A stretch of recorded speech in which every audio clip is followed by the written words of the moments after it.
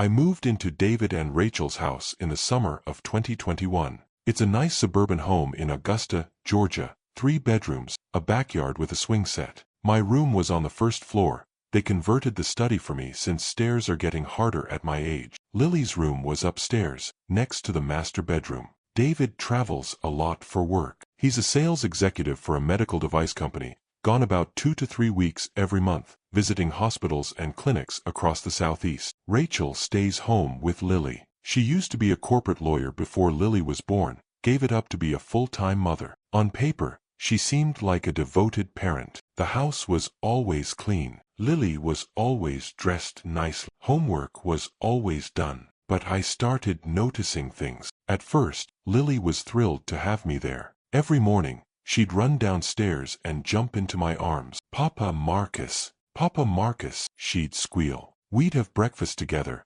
I'd make her Mickey Mouse pancakes, her favorite. She'd chatter about school, about her friends, about the butterflies she saw in the garden. She was pure joy, that child, full of life and imagination. But around 8 months after I moved in, this would have been early 2022, something shifted. Lily became quieter at breakfast. She'd pick at her pancakes instead of devouring them. When I asked about school, she'd give one-word answer. Fine. Okay. Nothing. The sparkle in her eyes started to fade. I mentioned it to Rachel one morning after Lily had gone to school. Is everything all right with Lily? She seems a bit down lately. Rachel smiled, that perfect smile of hers. Oh, Marcus, she's just growing up. 6-year-olds go through phases. She's fine. Are you sure? She used to be so chatty, and now... Marcus, Rachel interrupted, her smile tightening slightly. I'm with her all day. I think I'd know if something was wrong. She's fine. Maybe you're just not used to how children develop. That stung a little. I raised David, didn't I? But I let it go. Maybe she was right. Maybe I was overthinking things because I was lonely and wanted to feel needed. But then I started noticing more things. Lily began clinging to me whenever Rachel left the room. If I stood up to go to the bathroom, she'd grab my hand. Where are you going, Papa Marcus? With this urgent, almost panicked tone. When Rachel came back, Lily would immediately let go and become very still, very quiet. Bedtime became a nightmare, literally. Around 7:30 every evening when Rachel said, "Time for bed, Lily," my granddaughter would tense up. Her little shoulders would hunch. She'd look at me with these desperate eyes, as if begging me to intervene. But intervene in what? Rachel was just putting her to bed, wasn't she? One night, I offered to tuck Lily in myself. Rachel, why don't you relax? I'll read Lily her bedtime story tonight. Rachel's expression hardened for just a flash, so quick I almost missed it, before the smile returned. That's sweet, Marcus, but Lily and I have our routine, don't we, Lily? Lily nodded, but she wouldn't look at me. I insist, I said, standing my ground. You work so hard. Let me help. Rachel's jaw tightened. Marcus, I appreciate the offer, but no. Lily needs consistency in her bedtime routine. It's important for her development. She took Lily's hand and led her upstairs. I watched them go, feeling uneasy but not sure why. That night, I couldn't sleep. My room was directly below Lily's. I kept thinking I heard something, crying, maybe? But my hearing isn't what it used to be. I wear hearing aids during the day, but I take them out at night. I told myself I was imagining things. The next morning, Lily had dark circles under her eyes. Did you sleep okay, sunshine? I asked while making breakfast. She nodded, but she looked exhausted. Bad dream. She glanced toward the stairs, checking if Rachel was coming, then whispered quickly, Papa Marcus, I don't like bedtime. Why not, sweetheart? I can't tell you.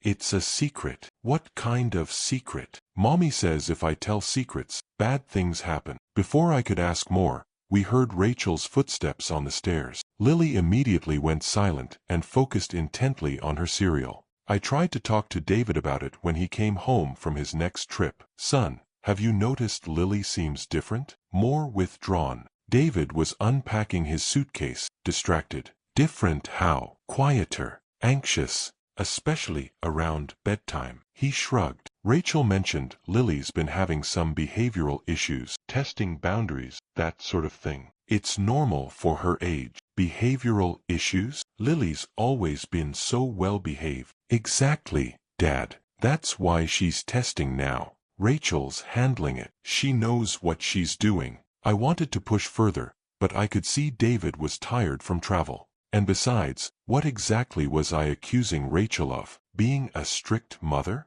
That wasn't a crime. But over the next few weeks, things got worse. Lily stopped running to greet me in the mornings. She started flinching when Rachel raised her voice. She developed a nervous habit of picking at her fingernails until they bled. One afternoon, while Rachel was at the grocery store, I sat with Lily in the living room. She was coloring, but her drawings had changed. They used to be bright, rainbows, flowers, butterflies. Now they were dark, black and gray scribbles. Pictures of doors with locks. Pictures of a little girl alone in small spaces. What are you drawing, sunshine? Nothing, she said quickly, covering the paper with her arms. Can Papa Marcus see? She hesitated, then slowly moved her arms. The drawing showed a stick figure girl inside what looked like a closet, with a bigger stick figure standing outside. The closet door had a large lock drawn on it. Who's this? I asked gently, pointing to the little girl. Me. And who's this? Pointing to the bigger figure. She wouldn't answer, just grabbed the picture and crumpled it up. That night, after Rachel put Lily to bed, I sat in my room thinking about that drawing. A little girl locked in a closet. It was probably just imagination, right? Kids draw all sorts of things, but combined with everything else, the fear, the exhaustion, the secrets, I couldn't shake the feeling that something was very wrong. I decided to pay closer attention. I started staying awake later, listening, and one night, around 10 o'clock, I heard it clearly, crying, coming from upstairs, muffled but unmistakable. My granddaughter was crying, and it sounded like she was in pain or terrified. I put in my hearing aids and stood at the bottom of the stairs. The crying continued for about 20 minutes, then stopped abruptly. Too abruptly, like it had been silence. The next morning, I asked Lily if she'd had bad dreams. No, Papa Marcus. I thought I heard you crying last night. Her eyes went wide with fear. No, I was sleeping. I didn't cry, but I knew what I'd heard. And I knew she was lying because someone had told her to lie. That's when I made a decision.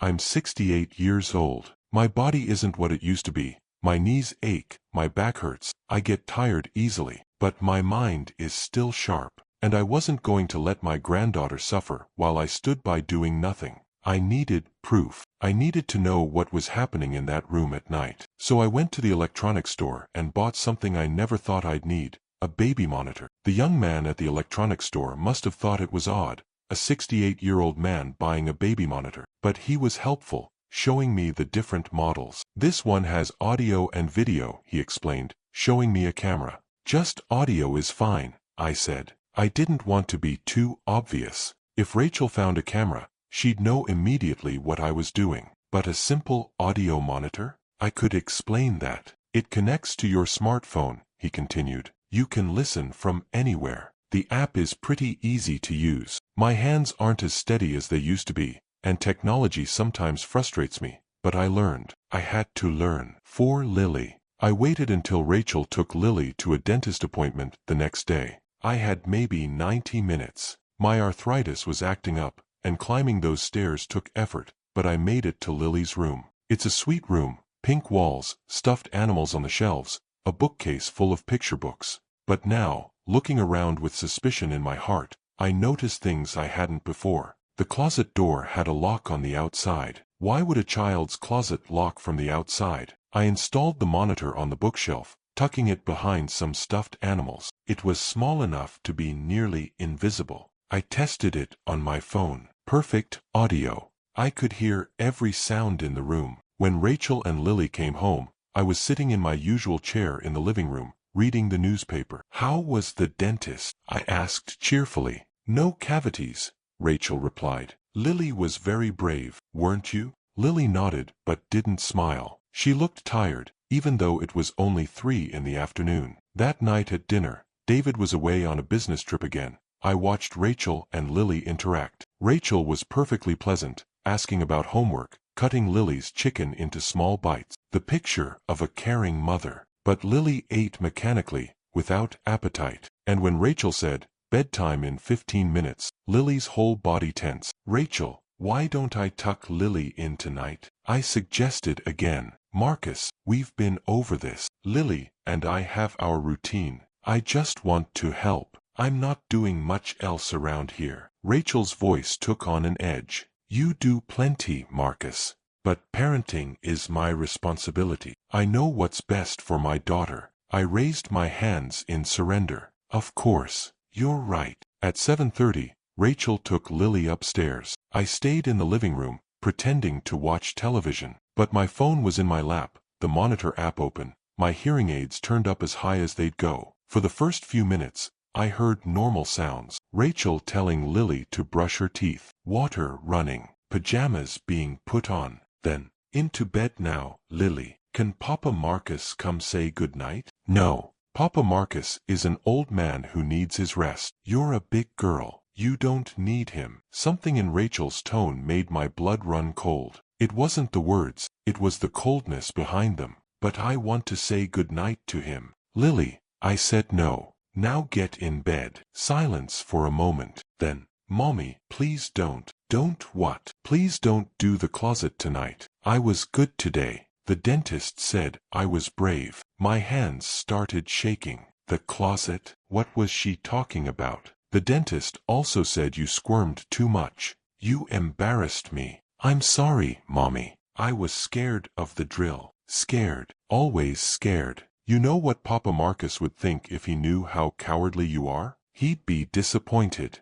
Old people don't like to waste their time on weak children." "I'm not weak. You are. And you know what happens to weak children who don't learn." Silence. "Answer me, Lily." "They go in the closet." "That's right. Stand up." "No, Mommy, please. Stand up now, or it'll be longer." I heard footsteps. A door opening. The closet door, I realized. Then Lily's voice, pleading. "Mommy, I'll be good. I promise. Please don't lock me in. You'll stay in there for 30 minutes. Maybe that'll teach you not to squirm at the dentist." "It's dark in here. Mommy, please." The door closed. A lock clicked. And then, muffled, because she was behind the closet door, I heard my granddaughter crying. Not loudly. Small, hopeless sobs. I couldn't breathe. I stood up from my chair so fast I almost fell. My first instinct was to run upstairs, break down that door, get her out. But something stopped me. If I did that now,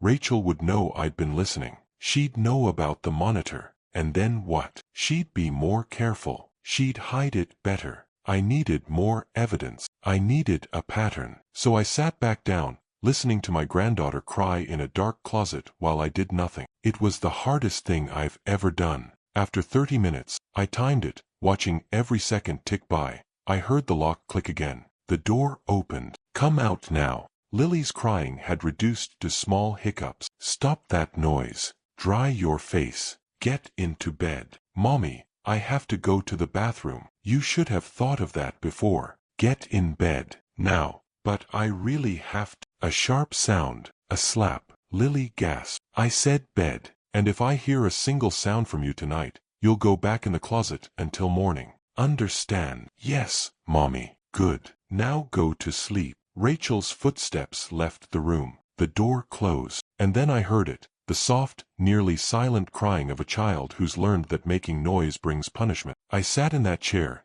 tears streaming down my face, hands shaking so badly I could barely hold the phone. My granddaughter, 6 years old, being locked in a dark closet as punishment, being slapped, being told her grandfather would be disappointed in her. I wanted to vomit. I wanted to scream, but I did neither. I just sat there, listening, recording, documenting. Because I'm 68 years old, I'm not as strong as I used to be. I can't fight Rachel physically, but I can be smart. I can be patient. I can gather evidence, and I can protect my granddaughter the way my son should have been doing all along. That night, I didn't sleep at all. I listened to the monitor until dawn. Around 2 a.m., I heard Lily whimpering, probably having a nightmare. Then a small voice. "Papa Marcus, where are you?" She was calling for me, and I was just down the hall, unable to help her without revealing what I knew. I made a promise to myself in that moment. I would document everything.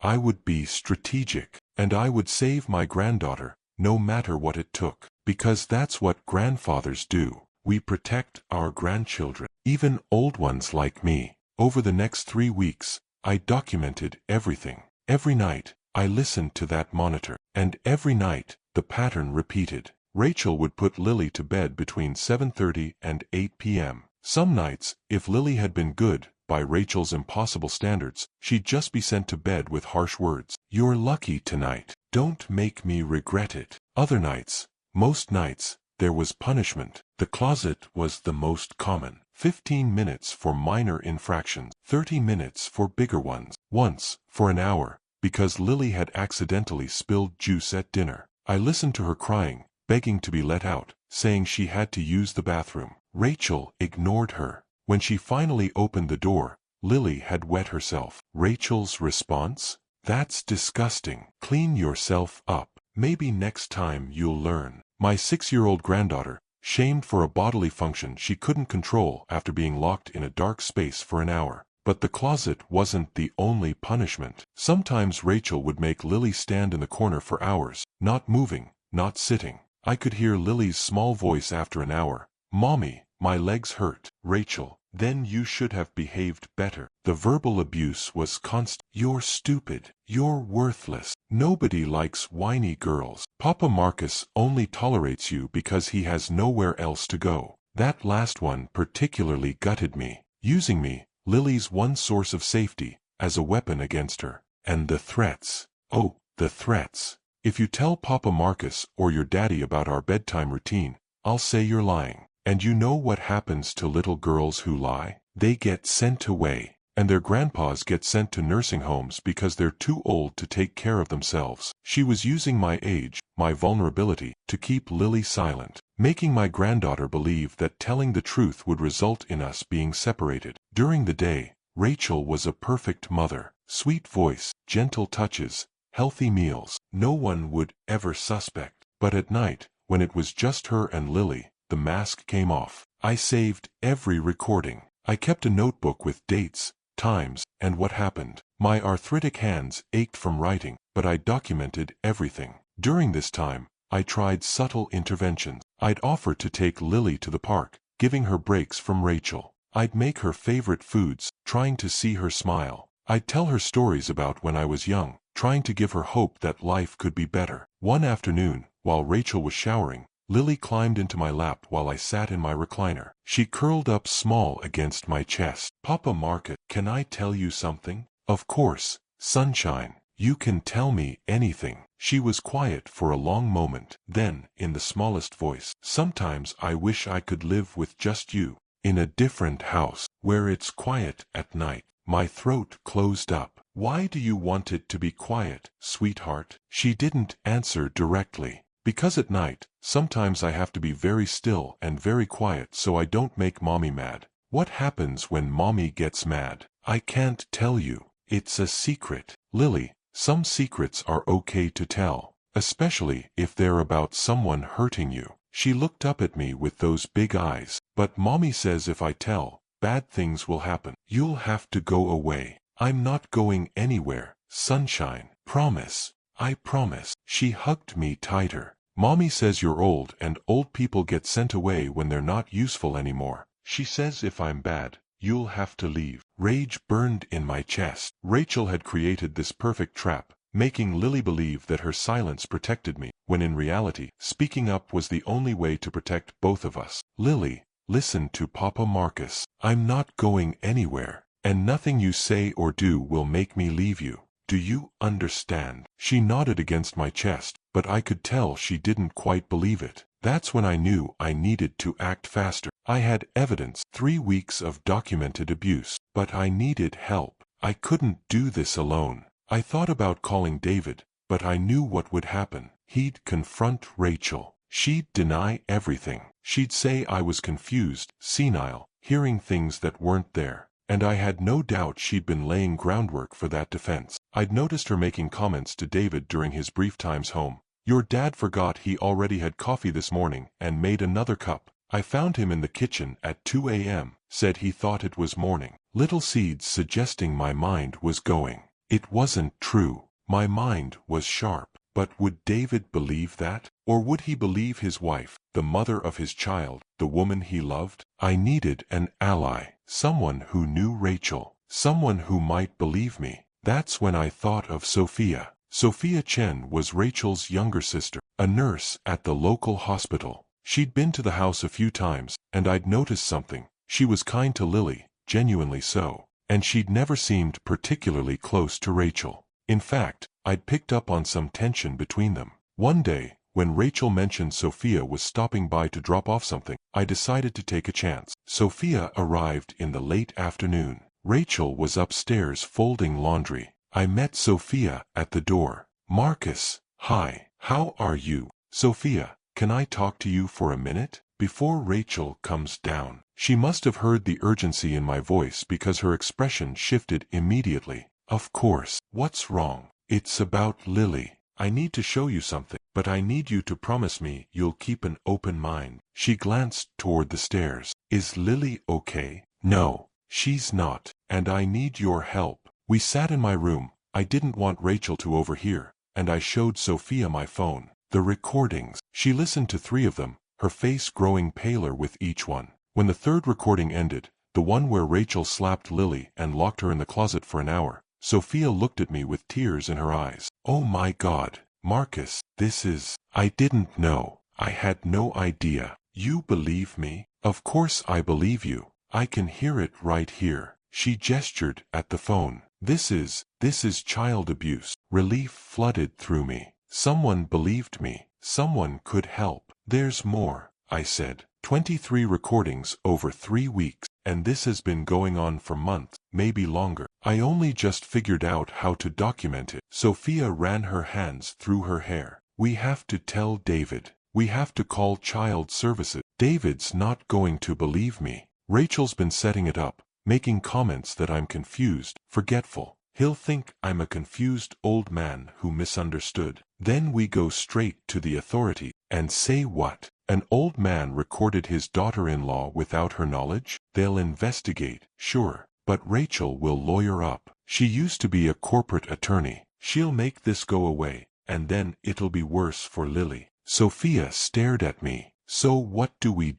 We need to get Lily out of this house now, before Rachel realizes we know. Can you help me?" She didn't hesitate. "Yes. Tell me what you need." For the first time in weeks, I felt hope. This old man wasn't as powerless as Rachel thought. Sophia and I worked out a plan. It had to be subtle. Rachel was smart. If she sensed anything was wrong, she'd become defensive, harder to catch. And Lily was already terrified. We couldn't risk making things worse. "When's David coming home?" Sophia asked. "Not for another week. He's at a medical conference in Atlanta. We can't wait that long. We need to get Lily out now." I nodded. "What if you called Rachel? Said you wanted to take Lily for the weekend? A fun aunt-niece trip. The Children's Museum, maybe? Dinner." Sophia considered it. "Rachel doesn't usually like me spending alone time with Lily. She always has an excuse why it won't work. Then we need a better reason. Something she can't say no to."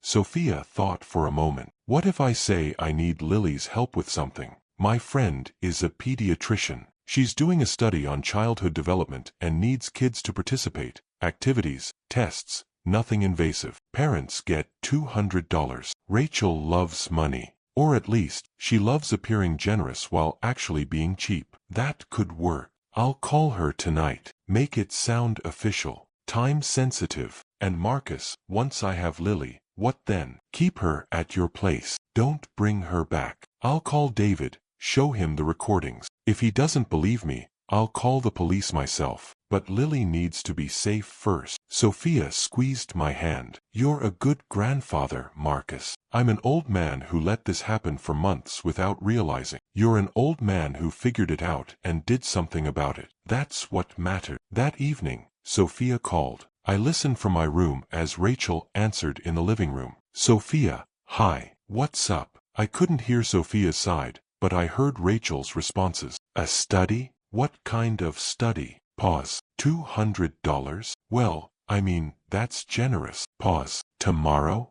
That's pretty last minute. Longer pause. I suppose Lily could do it. What time would you pick her up? Pause. 9 a.m.? And you'd have her back Sunday night. Pause. Well, okay. But Sophia, no junk food. Lily's been having some behavioral issues and sugar makes it worse. Behavioral issues. Rachel's code for, my daughter doesn't like being abused and sometimes resists. After hanging up, Rachel came to my doorway. Marcus, Sophia's taking Lily tomorrow for some study thing. It's the whole weekend. Oh, that sounds nice. Lily will enjoy spending time with her aunt. Rachel's eyes narrowed slightly. Sophia called you first, didn't she? My heart skipped. What? No. Why would you think that? You don't seem surprised. Should I be? Sophia takes Lily places sometimes. It's normal. She stared at me for a long moment. I kept my expression neutral, friendly. Finally, she said, maybe you could use the quiet weekend to rest. You've seemed tired lately. My age catching up with me, I replied with a small smile. Exactly, she said, and there was something in her tone that made my skin crawl, like she was reminding me of my vulnerability. That night, I heard her on the phone with someone. Her mother, I think. I don't know, Mom. Something feels off. Marcus has been, I can't explain it, more watchful. Maybe his mind is going and he's getting paranoid. She was already building her defense. If I accused her, she'd say I was senile, confused, an old man who couldn't be trusted. But I had recordings, 23 of them, and I was about to have Lily safe with Sophia. The next morning, Rachel woke Lily early. I was already up. I don't sleep much anymore, and I was in the kitchen making coffee when they came down. Lily looked anxious. Mommy, do I have to go? Yes. Aunt Sophia is doing you a favor, and we're getting paid for it. You'll be polite and cooperative, understand? Yes, Mommy. And Lily. Rachel knelt down, her voice dropping to that cold tone I'd learned to recognize. Remember our talks. What did I say about family secrets? Lily's little body went rigid. Family secrets stay in the family. That's right. So if Aunt Sophia asks you any questions about home, about bedtime, about discipline, what do you say? Everything is fine. Good girl. Rachel kissed her forehead, a gesture that looked loving to anyone who didn't know better. When Sophia arrived at 9 a.m., I walked Lily to the door. Rachel was watching from the kitchen. Have fun, sunshine, I said, giving her a hug. I whispered in her ear, so quietly Rachel couldn't hear. You're safe now. Papa Marcus loves you. I felt her small arms tighten around my neck. I love you too, Papa Marcus. Sophia met my eyes as she took Lily's hand. I gave her the smallest nod. She nodded back, and then they were gone. Rachel closed the door and turned to me. Well, it's just us this weekend. What do you want for lunch? Oh, you know me. I'm easy. Whatever you make is fine. She smiled, but it didn't reach her eyes. Marcus, you've been very helpful since you moved in. I want you to know we appreciate you. I appreciate you letting me stay. After Elena died, I wasn't sure what I'd do. Well, your family. We take care of family. She paused. Although, David and I have been talking. We're concerned about you. My heart rate increased, but I kept my voice steady. Concerned how? You're getting older. We've noticed some memory issues. Confusion. We think it might be time to consider, well, assisted living. Somewhere with nurses, proper care. We'd visit all the time, of course. There it was, the threat. If I caused trouble, they'd put me in a home, take away my independence, separate me from Lily.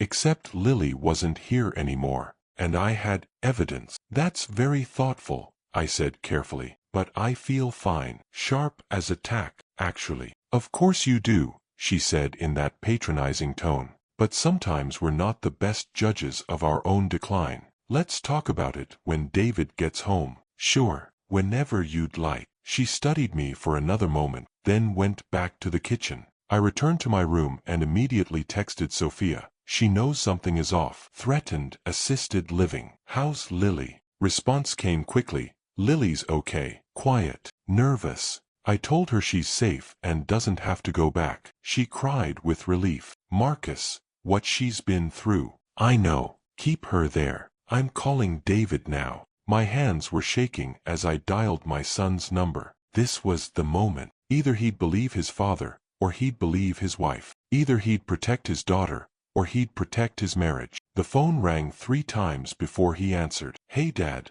what's up? David, I need to talk to you about something important. Very important. Can it wait? I'm about to go into a conference session. No, it can't wait. It's about Lily and Rachel. A pause. What about them? Son, I need you to sit down. What I'm about to tell you is going to be hard to hear. Another pause, longer this time. Dad, you're scaring me. Is someone hurt? Lily is being hurt by Rachel. At night, when we're asleep, I have proof. Silence. Then, Dad, what are you talking about? And so I told him everything. The changes in Lily, the drawing, the closet, the baby monitor, the recordings, all of it. When I finished, there was a long silence on the other end. David, Dad, I don't know what to say. This sounds, are you sure? I mean, Rachel can be strict, but abuse? That's a serious accusation. I have recordings, David, 23 of them.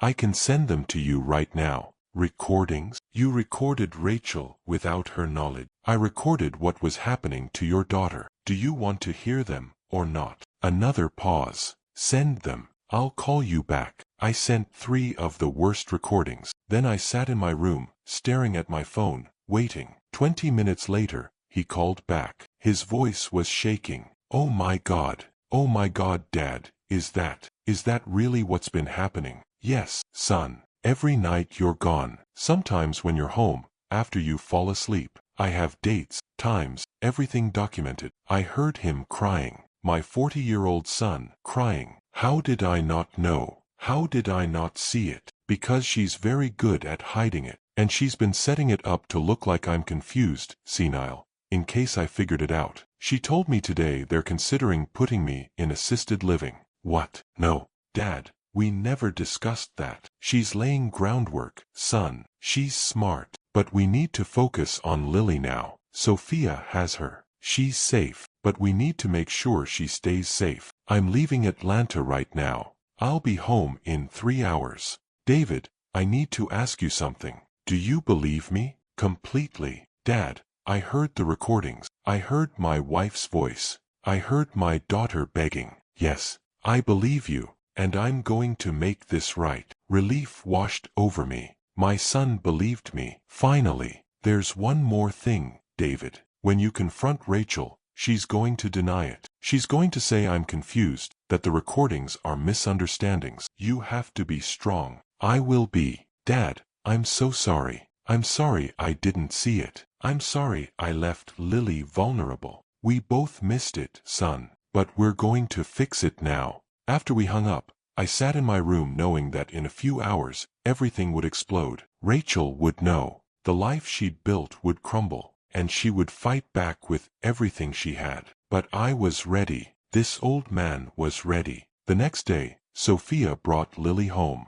When that little girl walked through the door and saw just David and me, no Rachel, her entire body relaxed. She ran to me, and I picked her up despite my aching back. Papa Marcus, you're still here. Mommy said you'd have to go away. I'm not going anywhere, sunshine, I promise. And Mommy's not here? No, sweetheart, David said gently. Mommy's staying somewhere else for a while. Because of the closet? Because I told. You didn't tell, honey. Papa Marcus figured it out. And yes, because of the closet. And because what Mommy was doing was very wrong. Lily looked between us, trying to understand. So I don't have to go in the closet anymore? Never again, I said firmly. And we're very proud of you for being so brave. But I wasn't brave. I was scared all the time. Being brave doesn't mean not being scared, I told her. It means being scared and surviving anyway. And you survived. The next few weeks were a blur of activity. David filed for divorce and emergency custody. With the recordings as evidence, the judge granted temporary full custody to David,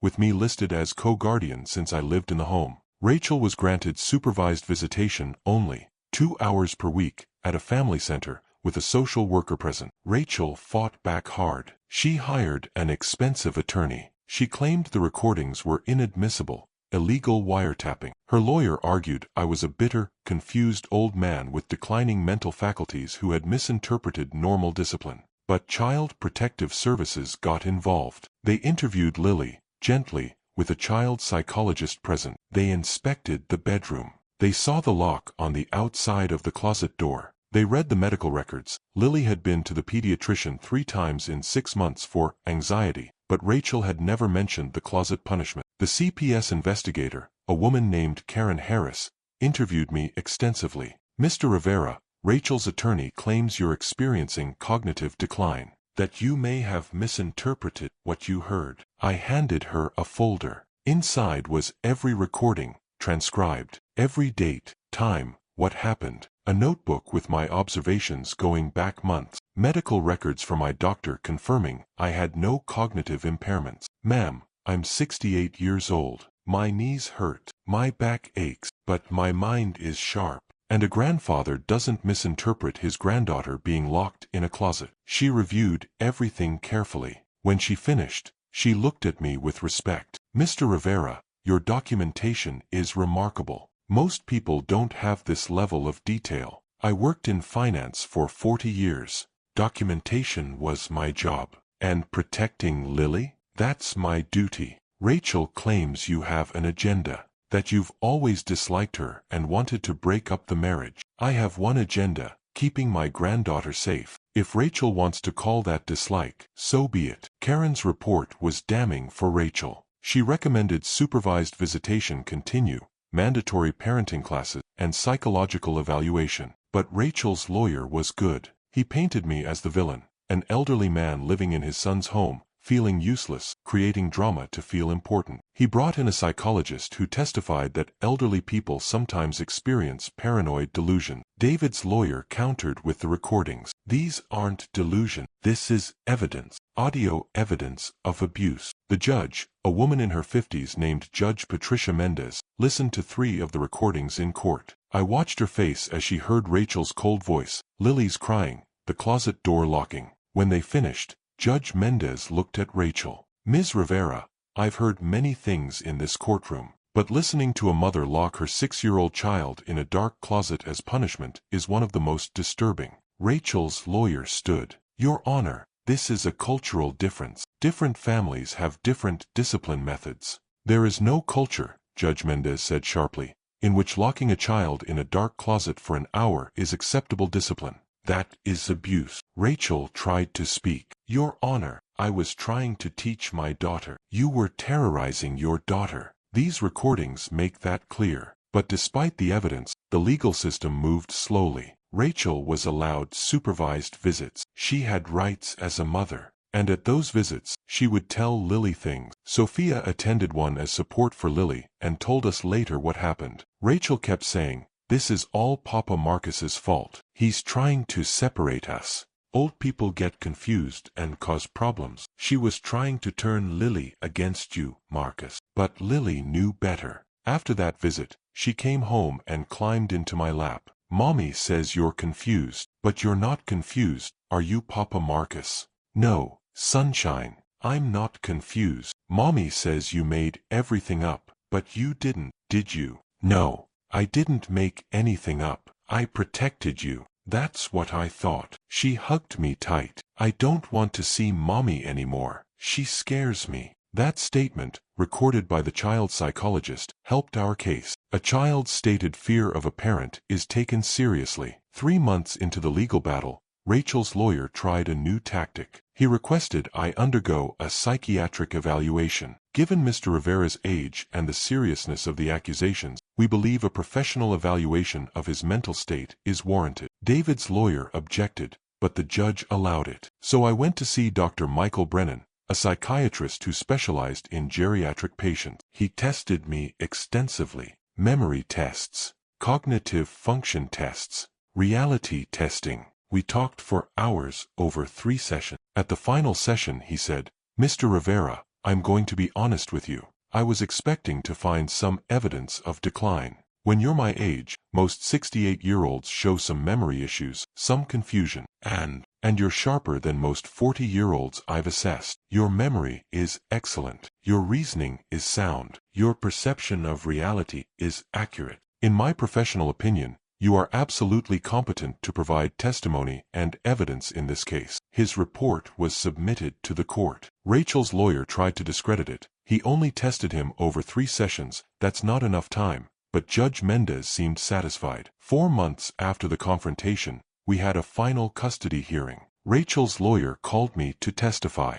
Mr. Rivera, you're 68 years old, correct? Yes. And you live in your son's house? Yes. Because you can't afford your own place? Objection, David's lawyer said. Relevance goes to motive, Your Honor. Mr. Rivera is dependent on his son. Perhaps he created this situation to ensure he's not asked to leave. Judge Mendez looked at me. Mr. Rivera, are you financially dependent on your son? No, Your Honor. I have my pension, my Social Security, and savings. I could afford my own place. I live with David because I can help with Lily, and because after my wife died, I didn't want to be alone. Rachel's lawyer pressed on. So you're lonely. You need to feel needed. Isn't it possible that you exaggerated normal discipline into abuse because you wanted to be the hero? The savior. I looked at him steadily. Sir, I'm 68 years old. I've been through a lot in my life. The last thing I wanted was to be a hero.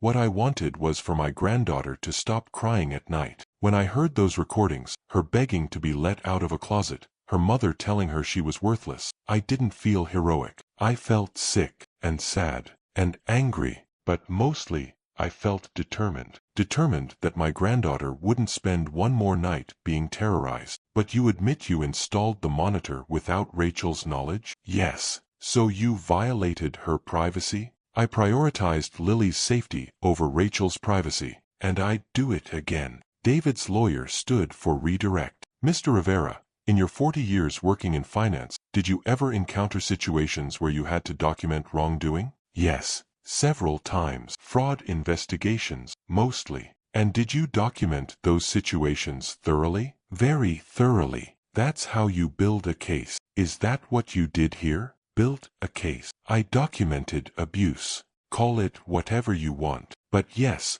I was thorough, because I knew Rachel would deny it. I knew people might not believe an old man. So I made sure the evidence was undeniable. When I stepped down, Judge Mendez looked at Rachel. Ms. Rivera, I've reviewed all the evidence. I've listened to the recordings. I've read the psychiatric reports. I've reviewed the CPS investigation, and I've observed your behavior in these proceedings. Rachel sat up straighter. This court finds that you engaged in systematic emotional and physical abuse of your minor child. The recordings are clear and disturbing. Mr. Rivera's documentation is thorough and credible. His mental competency has been established by an expert. Rachel's face went white. Therefore, I am granting full custody to Mr. David Rivera, with Marcus Rivera listed as guardian. You will continue supervised visitation for 6 months. After that, we'll review. You are also ordered to complete parenting classes and undergo psychological evaluation before any custody modifications will be considered. Rachel stood up. Your Honor, please. This hearing is concluded. The gavel fell. David grabbed my hand and squeezed. We'd won. Winning the custody battle was just the beginning. The real work was helping Lily heal from 18 months of abuse. We started therapy immediately.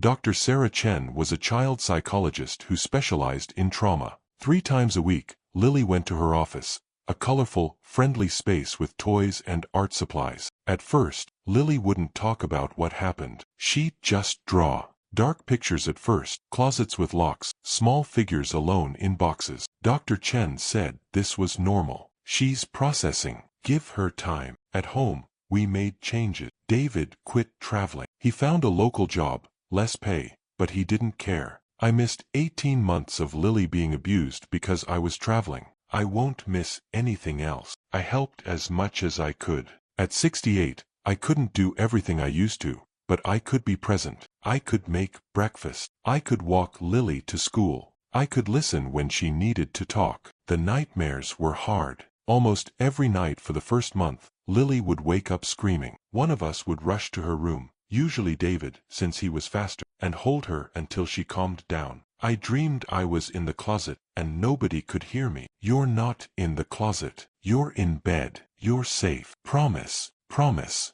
Bedtime was especially difficult. Lily was terrified of being in her room alone. We installed a nightlight, the brightest one we could find. We left her door open, and for the first 3 months, either David or I would sit in a chair in her room until she fell asleep. I took that duty most nights. My arthritis made the chair uncomfortable, but I didn't mind. I'd sit there, reading or just watching her sleep peacefully, and I'd think, this is what I should have been doing all along. One night, about 6 weeks after the custody hearing, Lily whispered from her bed, "Papa Marcus?" "Yes, sunshine. Are you sure Mommy can't come in at night?" "Positive. The judge said she can't come here at all. And even if she tried, the doors are locked." "But what if she has a key?" "We changed the locks. She doesn't have a key. What if she breaks in? Then the alarm will go off, and the police will come." She was quiet for a moment. "Papa Marcus, why did Mommy hurt me?" This was the question I'd been dreading. How do you explain a mother's cruelty to a 6-year-old? Sometimes grown-ups have problems inside them, problems with how they think and feel. "It's not your fault. You didn't do anything wrong. But Mommy said I was bad.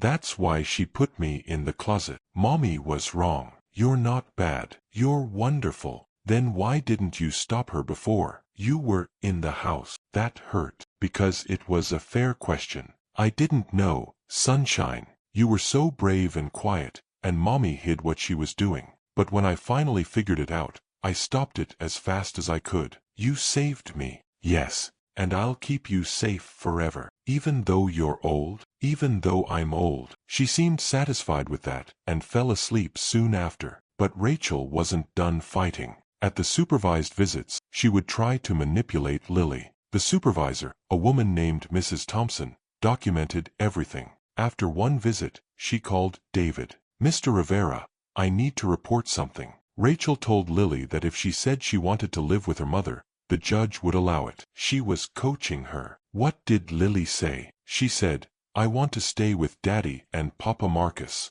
Rachel got upset, raised her voice, said Lily was being influenced by that old man. Mrs. Thompson had to end the visit early. After that incident, Judge Mendez reduced Rachel's visits to once a month, and they had to be conducted with a CPS supervisor present, not just a family center volunteer. Rachel also started a social media campaign. She created posts about grandparents' rights and parental alienation. She never named us, but anyone who knew the situation understood. "I'm a mother fighting for my daughter," she posted. "An elderly person with declining faculties has poisoned my family against me. The system is broken." Some people believed her. We got nasty messages. "Old man should mind his own business. Let the mother raise her daughter." But others supported us. Survivors of childhood abuse who thanked me for protecting Lily. Grandparents who said they wished they'd been brave enough to intervene. 6 months after the custody hearing,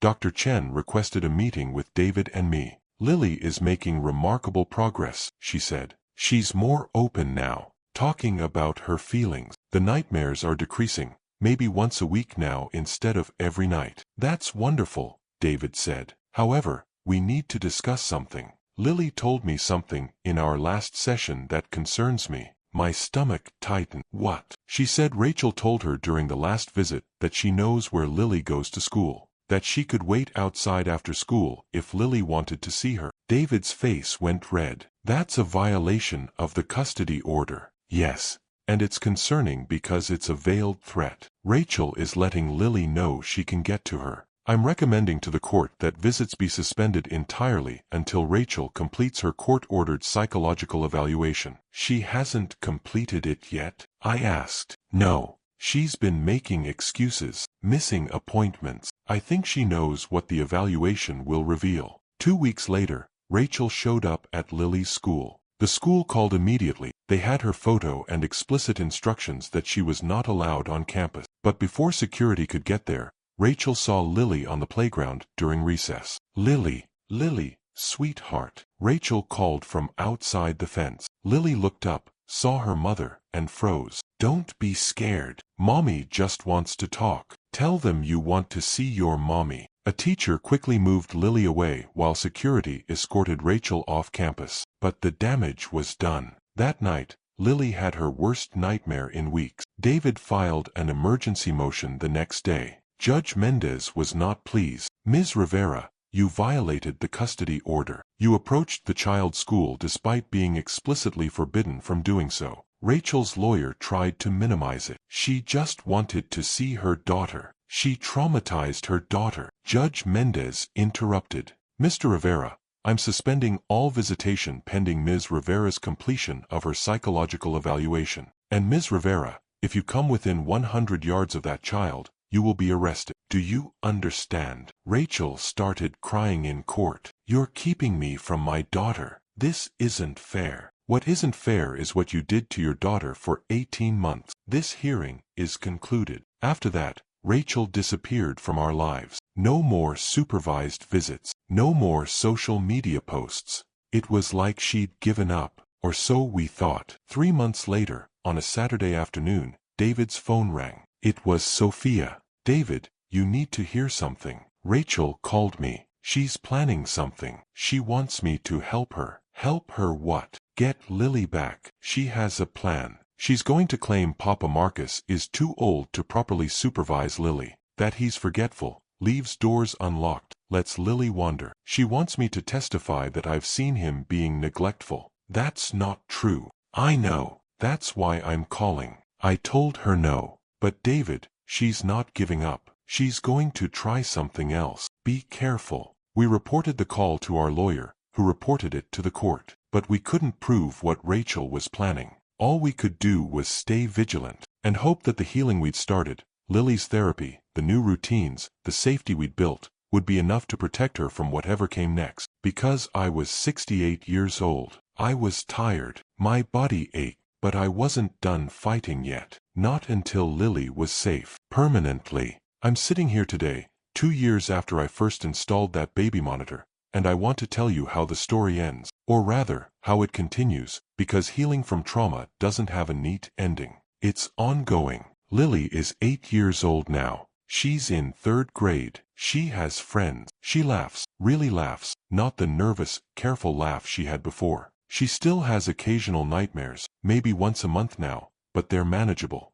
Dr. Chen says she's doing remarkably well for what she went through. David never traveled for work again. He took a significant pay cut to stay local, but as he says, no amount of money is worth missing my daughter's childhood. I already missed enough. We're still living together, David, Lily, and me. I'm 70 now. My arthritis is worse. I use a cane some days, but I'm here. Every morning, I make Lily breakfast. Every afternoon, I'm there when she gets off the school bus. Every night, I kiss her forehead and tell her I love her. As for Rachel, she completed her psychological evaluation. Finally, after the court threatened her with permanent termination of parental rights, the evaluation was damning. The psychologist diagnosed her with narcissistic personality disorder with controlling and emotionally abusive tendencies. The report stated she showed no genuine remorse for her actions, only anger at being caught. The court terminated Rachel's parental rights entirely. She fought it, of course. Her lawyer argued it was too harsh,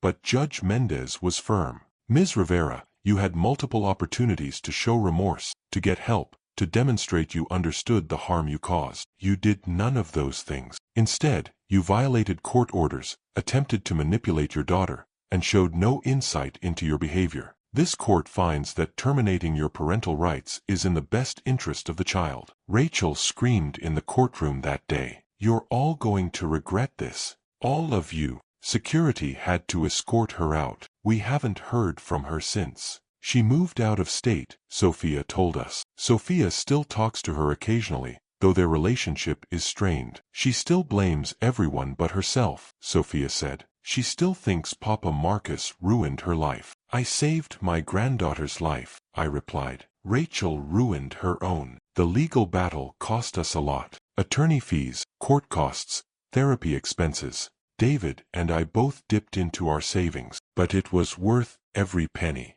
Last month, Lily asked me something while we were sitting on the porch together. Papa Marcus, remember when you saved me from Mommy? I remember, sunshine. Mrs. Chen says you're a hero. Mrs. Chen is very kind, but I'm not a hero. I'm just a grandfather who loves his granddaughter. That's what makes you a hero, Papa Marcus. You loved me even when I was scared to tell you what was happening.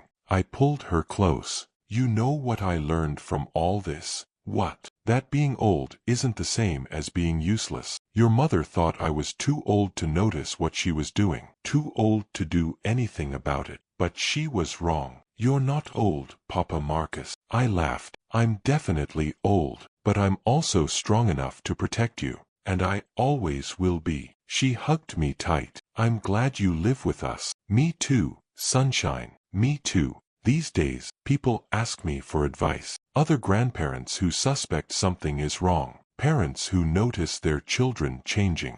I always tell them the same thing. Trust your instincts. If something feels wrong, it probably is. Don't let anyone, especially not the abuser, convince you you're confused or imagining things. Document everything. Dates, times, observations. If you can, record evidence. Yes, it feels invasive. Yes, it might be legally complicated, but a child's safety is more important than privacy concerns. Get help. You can't do this alone. Find allies, family members who will believe you, professionals who understand abuse, lawyers who specialize in family law. And most importantly, act. Don't wait. Don't hope it'll get better. It won't. Abuse doesn't stop on its own. Someone has to stop it. I was 68 years old when I installed that baby monitor. I'm 70 now. My body is older, more fragile, but I don't regret any of it. The difficult confrontations, the legal battles, the sleepless nights worrying about Lily. Because my granddaughter is safe. She's healing. She's becoming the bright, joyful child she was always meant to be. Last week, she made me a card at school. It said, Papa Marcus is my hero because he saved me from the dark. She drew a picture of us holding hands, with the sun shining above us. I keep that card on my nightstand. On hard days, when my arthritis flares up, when I feel every one of my 70 years, I look at that card and remember why it was all worth it. Some people say I'm too old to be raising a child. Rachel certainly tried to use my age against me in court. But age is just a number. What matters is love, commitment, present. I may be 70, but I can still make Mickey Mouse pancakes. I can still read bedtime stories. I can still sit with Lily when she has nightmares and tell her she's safe. And when people ask me if I'd do it all again, install the monitor, confront Rachel, go through the legal battle, I don't hesitate. Absolutely. Without question. Because here's what I've learned. We're never too old to protect the people we love. We're never too old to stand up for what's right. We're never too old to be someone's hero. If you're watching this and something similar is happening in your family, please, don't wait. Don't convince yourself you're overreacting. Don't let anyone tell you you're too old, too confused, too powerless to make a difference. You're not. I'm a 70-year-old man with arthritis, bad knees, and hearing aids. But I saved my granddaughter, and if I can do it, so can you. To everyone who's been following this story, thank you. Thank you for listening. Thank you for the supportive comments. Thank you for sharing your own stories of survival and healing. If this story moved you, please hit the like button. Subscribe to Elder Chronicles so you don't miss these important stories. And tell me in the comments, where are you watching from? What time is it there? Have you ever had to make a difficult decision to protect a child? I read every comment. At my age, knowing I'm not alone, knowing others care about these issues, means the world to me. And if you're an abuse survivor, whether you're 6 or 60, please know this, it wasn't your fault. You deserved better. And it's never too late to heal. Lily and I are proof of that. This is Marcus Rivera, signing off. Take care of each other. And remember, you're never too old to make a difference.